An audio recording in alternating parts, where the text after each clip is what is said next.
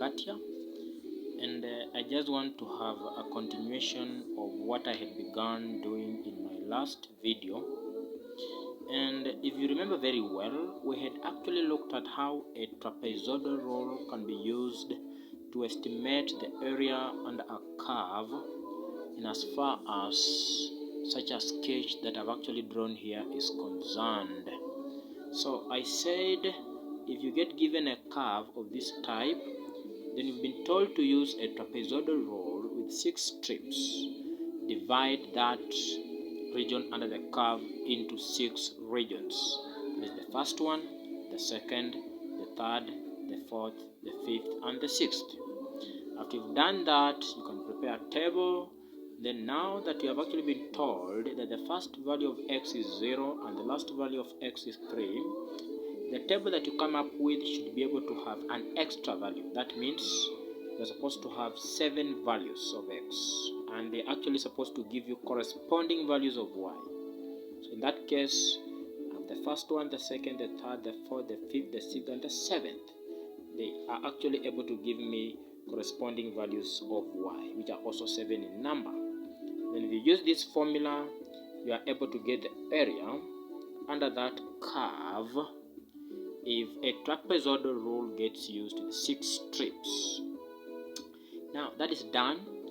If I have to actually use a different formula, like the mid-ordinate rule, to get the area under the curve that I've been given in the question that I just once read when I was actually doing this question using the trapezoidal rule, then I should be able to get an answer that might be different but closer to the one that got found when the trapezoidal rule was actually in use. So how do I use the mid-ordinate rule, in short, to get the area under this curve? I have to first make a drawing of this curve. I have to make a sketch of that curve and then be able to actually get the area. So this is the sketch. This is the x-axis, also referred to as y is equals to 0. That means at this point, the value of y is 0. Then again, this is actually the y-axis, or you can actually say x is equals to 0. That means at this point, the value of x is 0. Good.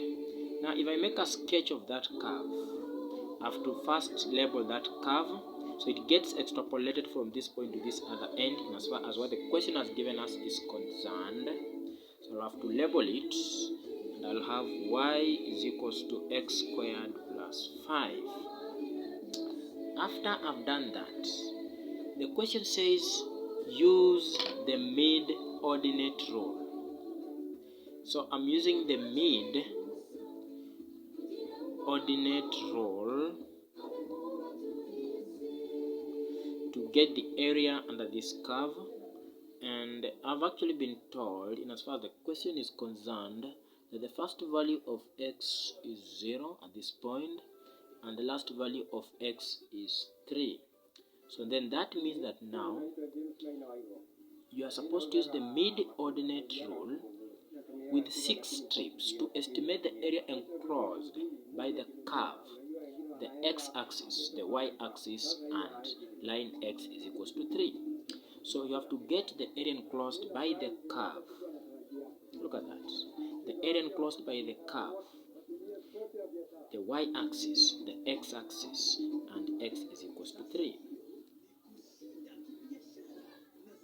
So that means the area enclosed by the curve, the x-axis, the y-axis, and x is equals to 3.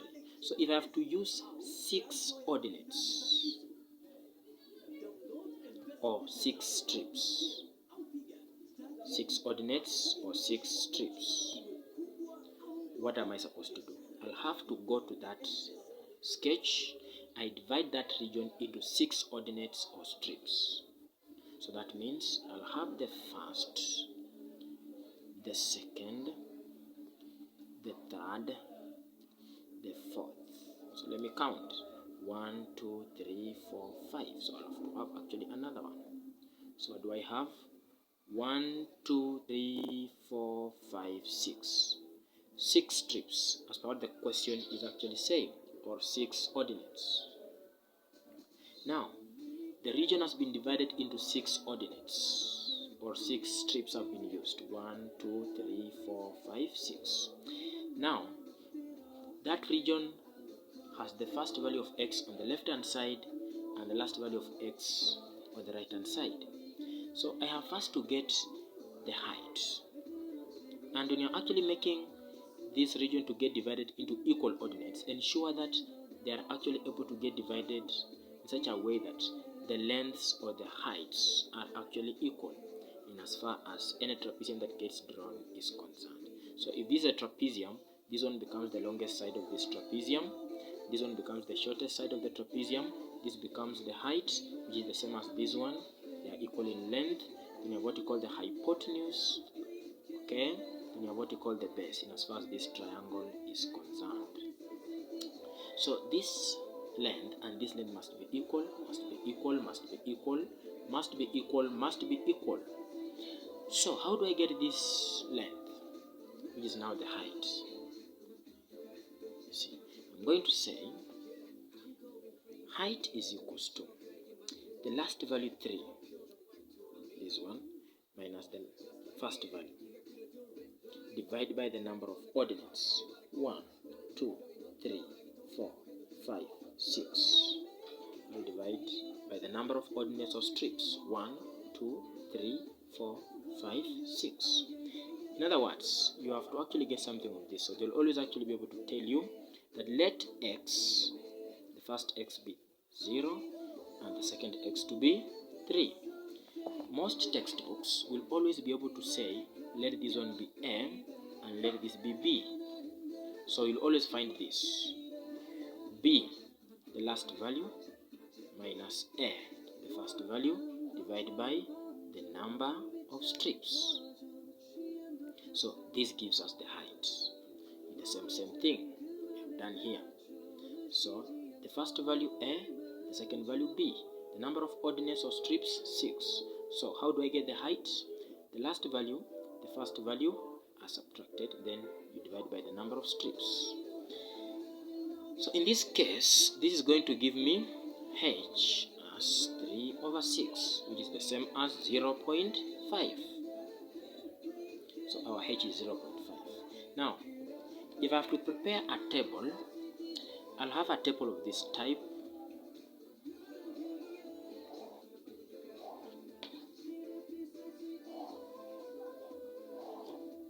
Now, I'll have x getting written here. If I write there x, if I'm actually putting into consideration the trapezoidal rule, or trapezoidal method, then I'm going to have 7 values of x. That is x0, x1, then we have x2, then we have x3, then we have what you call x4, then we have what you call x5, then x6. So 1, 2, 3, 4, 5, 6, 7. Don't worry, you might ask yourself, we are using the mid-ordinate rule. Then why are we again mentioning the trapezoidal here? I'll explain to you in detail. So what is the first value of x? So this is x0. Look at that. This is x1. That is x2. That is x3. That is x4. That is x5. That is x6. So x0, the first strip, x1, x2, x3, x4, x5, and x6.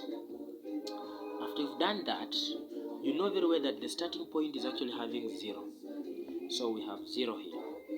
So the first x is 0. Okay? What is x1? We've gotten here the h.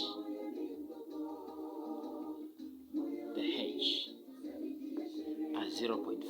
So 0.5, 0.5, 0.5, 0.5, 0.5, 0.5, 0.5 times 6, you get the whole length as 3.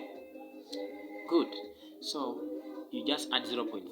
So you actually get 0.5 here, 1.0, 1.5, 2.0, 2.5, then 3.0. But we are not using the trapezoidal rule in getting the area under this curve. We had actually done that already. So you're supposed to use what you call the mid-ordinate rule with 6 ordinates or strips. I've told you, when you're using the trapezoidal rule, please ensure that you have 7 values of x if you're using 6 strips. Then if you're using what you call the mid-ordinate rule, you need actually to get what you call the midpoint. After you've gotten these values, get what you call mid-x. Mid-x. Because to make the answer more accurate, I told you in my last lesson that the trapezoidal rule is less accurate, but the mid-ordinate rule is more accurate. Why? Because the region under the curve gets divided further into more ordinates or into more regions to make the answer more accurate. So in other words, we are supposed to actually come back to our diagram here and have what you call the midpoints of the ordinates. Look at that. The midpoints of the ordinates. The midpoints of the ordinates. The midpoints of the ordinates. The midpoints of the ordinates. The midpoints of the ordinates. Look at that. So you want to get the midpoint of the ordinates. What is the value here? What is the value here? What is the value here? What is the value here? What is the value here? What is the value here? Now there are two different ways of getting the midpoints of x. So what's the difference between these? Now what you're supposed to do, one, you can just come here and say, to get the midpoint of 0 and 0.5, I just add these two, then divide by 2. I'll get the midpoint. So I'm going to have 0, 0 plus 0.5, then I divide this by 2. What do I get? 0.25. So the first mid-x is 0.25. Good. Then the midpoint of this and this, I add these two, that's 1.5 divided by 2. So I have 1.5 divided by 2, 0.75. So I have here 0.75. So these two will give me 0.25. These two will give me 0.75. Then what will these two give me? Good. So I'll say 1 plus 1.5. Then I divide this by 2. I get 1.25. So I'm going to get 1.25. Okay. Then what will these two give me? So 1.5 plus 2. 1.5 plus 2. Then divide by 2. The answer is 1.75. Sum 1.75. Good. Then next, what will these two give me? Okay, so I'll have 2 plus 2.5 divided by 2. That is 2.25. So 2.25, because mid-ordinate. Look at that, mid-ordinate. So you need to get the midpoints of the ordinates. Good. So you're dividing that region into more ordinates to make the answer more accurate. That's why the mid-ordinate rule is more accurate than the trapezoidal rule. So lastly, we shall have these 2. So 2.5 plus 3. So 2.5 plus 3. Then divide by 2. So you have 2.75. 2.75. So you are done with getting what you call the mid-x. Then after you've gotten the mid-x, we are supposed to get the corresponding values of y, and y is equals to x squared plus 5. Look at that. So if the value of x, for example, here is 0.25, 0.25, 0.25, the midpoint, what will be the corresponding value of y? Corresponding value of y, corresponding value of y, corresponding value of y, corresponding value of y, and corresponding value of y. Good. When the mid-x are actually obtained. Now let's begin with the 0.25. What is the corresponding value of y? So we shall just come and replace in this equation.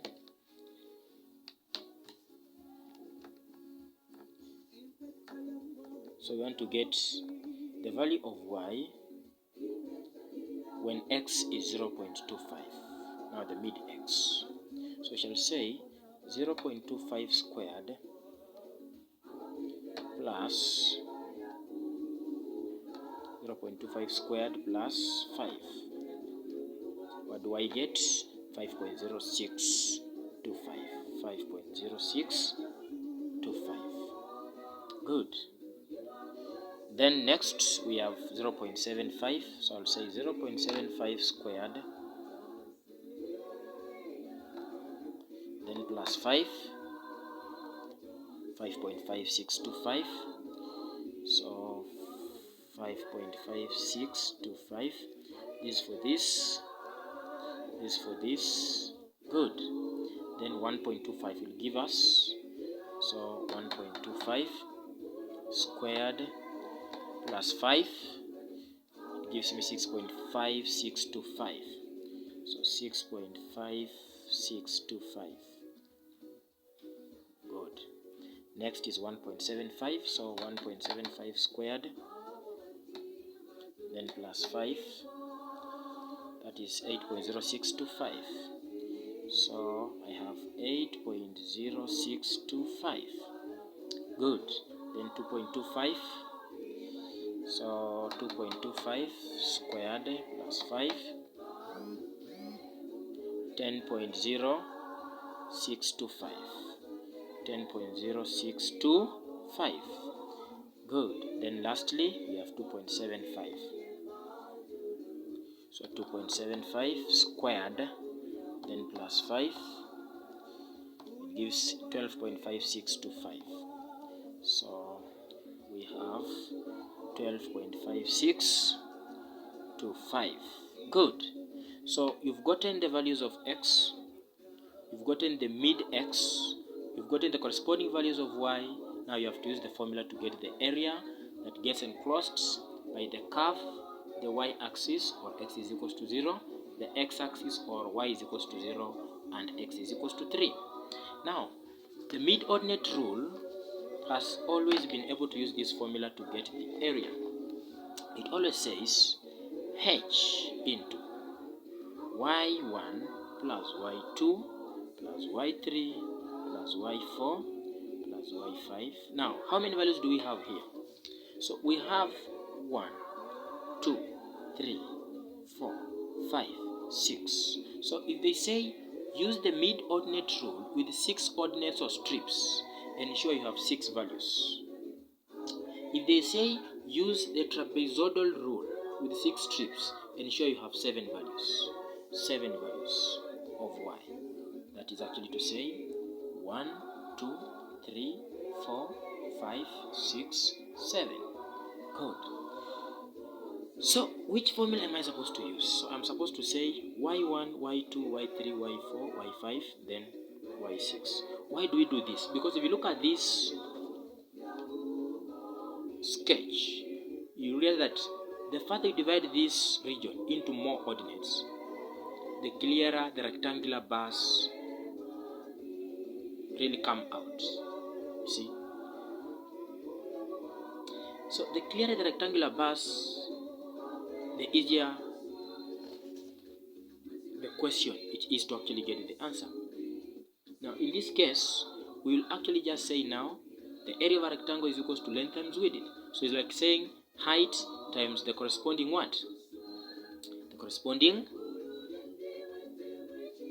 lengths. So because this is h, h, h, h, h, h, h. So we are saying width times length, height times length along the y-axis, height times length along the y-axis, height times length along the y-axis, height times length along the y-axis, height times length along the y-axis, height times length along the y-axis. And of course, height is the same, but the lengths are different because of the shape of the curve. So I'll come here and just actually do a replacement. I'll say h. What is our h? We got our h as 0.5. So I'm going to write 0.5 into, what is our y1? It is actually 5.065. In fact, here you have this one as y1, this one as y2, y3, y4, y5, and y6. Good. For easier understanding. So you are going to have 5.0625 plus 5.5625 plus 6.5625 plus 8.0625 plus 10.0625 plus 12.5625, then close the brackets. So you just add all these ones, then multiply by what? 0.5. Let's start. Good. So I have 5.0625 plus 5.5625 plus 6.5625 plus 8.0625 plus 10.0625 plus 12.5625. What do I get? I get 47.875. So I have 0.5 into 47.875 plus the bracket. So you just multiply these two, then get the final answer. So answer multiplied by 0.5. What do I get? 23.9375. So the area will be 23.9375 square units. Good. Thank you so much for watching. And just in case a question asks you to actually get the area that falls under the curve using what we call the integration method, then what do? Just look at this question. The question again says, calculate the same area using the integration method. Now, how do you get the area that falls under a curve using the integration method? Now, you'll always find something of this sort. Always use this symbol. So that means integrate. You see? And the equation of the curve reads y is equals to x squared plus 5. Good. Y is equals to x squared plus 5. So I'll write it here. So y is equals to x squared plus 5. Now, when you are integrating, you don't necessarily have to put this y. Okay? So you're going to have something of this sort. You're going to say integrate this equation x squared plus 5. You see, with respect to change in x. You see, that is what you'll always get as far as any question is concerned. Now, in this case, this is what you're supposed to note. You're supposed to note that the most accurate method that can help us to get the area of a region under a curve is the integration method. This is the most trusted, the most accurate. Now, what will I do? So this means integrate x squared plus 5 close brackets with respect to change in x. So if you want to get the area of this curve using the integration,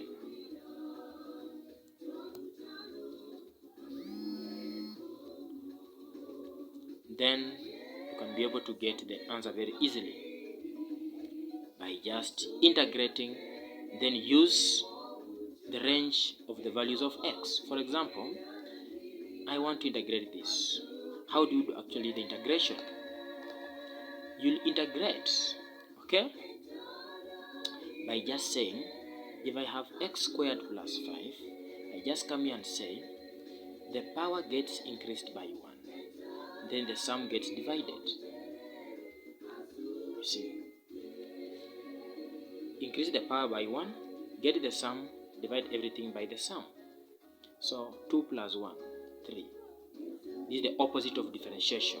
So 2 plus 1, that is 3, then divide by 3. Then plus, if there's no x, introduce x. Then say x raised to 0. Then what do? If it is x raised to 0, then add 1. So you're assuming if there's no x, it is like saying x raised to 0. What is x raised to 0? x raised to 0 is 1. 1 times 5 is 5. So x raised to 0. Then plus 1.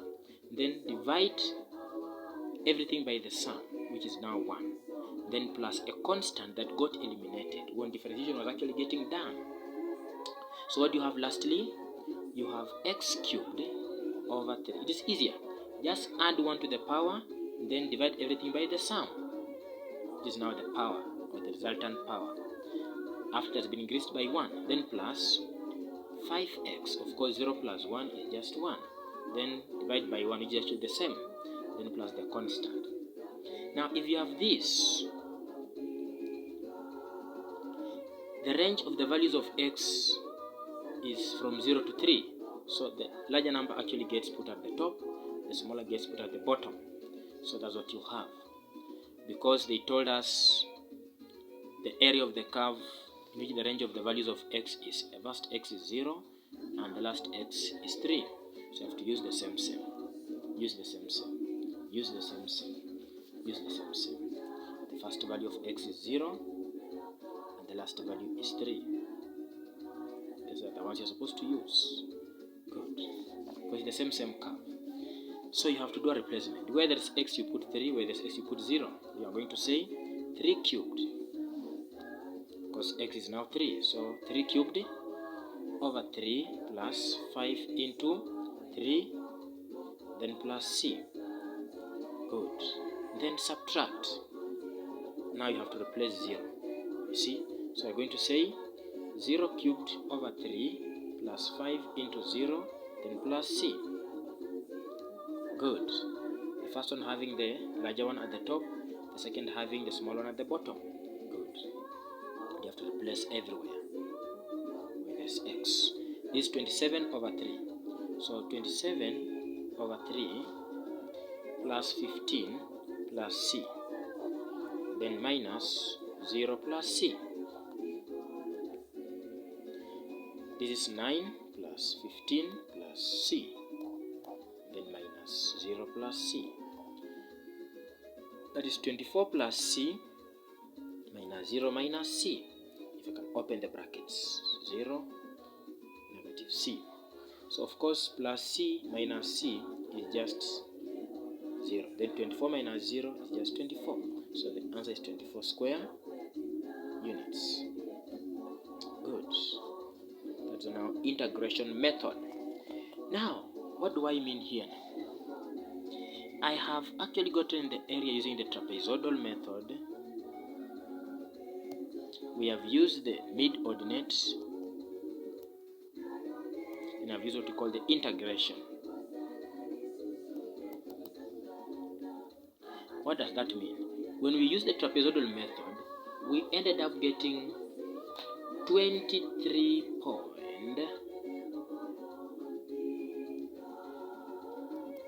We are writing here this area so that we can be able to actually compare and see which is the most accurate method.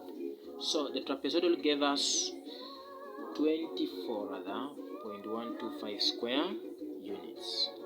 The mid-ordinate has given us, if I'm very accurate, let's look at this. This is the trapezoidal method.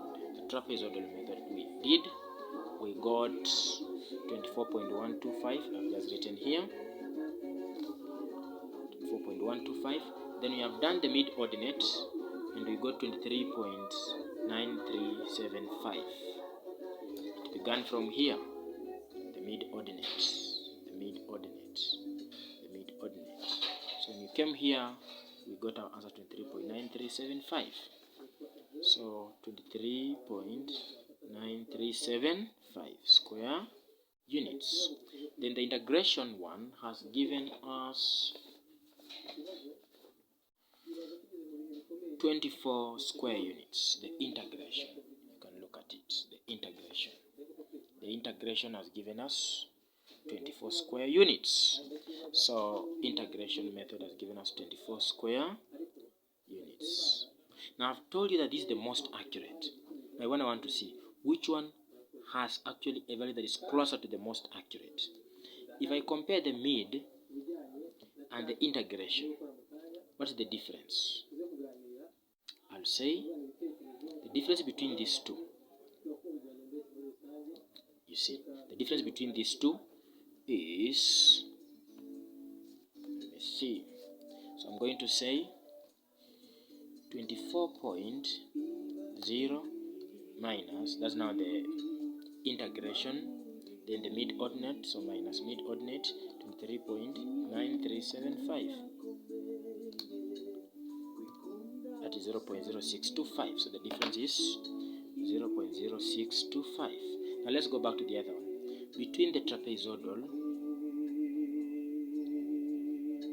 and the integration, now the accurate one.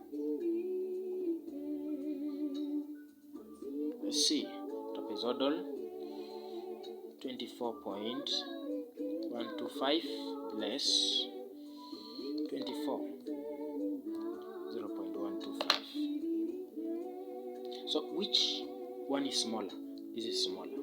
So mid-ordinate is very accurate. Why? Because the answer that gets obtained when each area gets done is very closer to the area that actually gets obtained when integration method gets used. But now trapezoidal method is less accurate because the difference between the area that one gets in using that formula and that of the most accurate method is actually giving a larger error.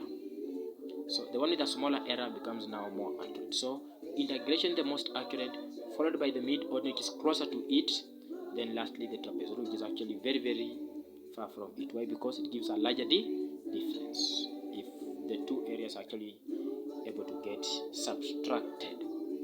Now to finish my discussion, the question further says, assuming the area calculated in A2 is exact, that means the area calculated using the integration method is exact, calculate the percentage error made when the mid-ordinate rule is used. It is easier. This is the error. So we just say percentage error in calculating the area when the mid-ordinate rule gets used is equals to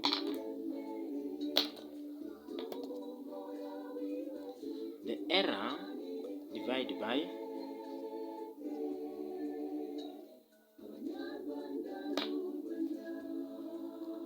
the area, then multiply by 100. Good. Which error gets made? 0.0625. What's the area? The area is actually 20. Where is it? So we have said the area that gets obtained under the mid-ordinate is this. The area that gets obtained under integration is this. So which error gets made if these two methods are used? Now look at this. They're saying assuming the area calculated in A2 is exact, calculate the percentage error made when the mid-ordinate rule is used. So you pick the error over the exact area, then multiply by 100 to get the error made when the mid-ordinate gets. Because if the mid-ordinate rule gets used, you don't get the exact area, and this is the exact area that gets referred to. So what is the error made here? There's a difference of 0.0625. Now the error, that error over the exact area that is supposed to be obtained and multiplied by 100 gives us the error made when the mid-ordinate rule gets used. So 0.0625 divided by the exact area that gets obtained when integration method gets used, that is 24, then multiply by 100. So what is the answer? So I'm supposed to say exact area. Good. So I'll have 0.0625 divided by 24, then multiply by 100. That gives us 0.2604. So 0.2604%. That's the error that gets made. Good. So that's what you're supposed to do. Thank you for watching and have a blessed day.